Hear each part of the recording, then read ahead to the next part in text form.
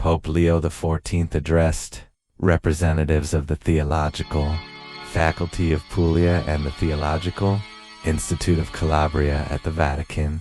He reminded them that theology is not merely an academic discipline. Theology serves the proclamation of the gospel. Therefore, it is an integral and fundamental part of the Church's mission. Speaking to institutions rooted in regions surrounded by the sea, the Pope recalled a message once given to Catholic writers: remain on the open sea.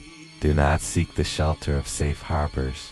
He explained that this image is especially important today. Faith must be proclaimed and enculturated in changing times. Theology is not about collecting notions to fulfill academic duties. It is about courageous navigation. It's about setting out onto the high seas. The Holy Father described this journey as having two directions. First, theology must descend into the depths. It must probe the mystery of God. It must explore the many dimensions of Christian faith. Second, theology must also move outward. It must go beyond familiar boundaries. It must search for new horizons.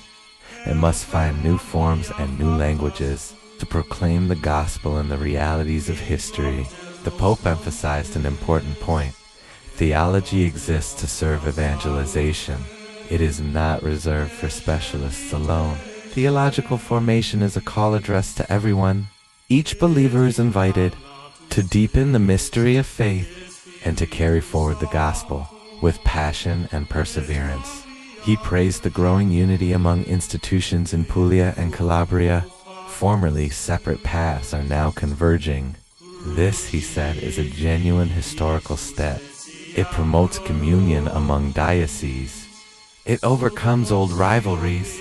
Above all, it fosters fraternity. Do theology together, the Pope urged. Formation that serves the gospel can happen only together, not as solitary navigators, but as a community on the open sea.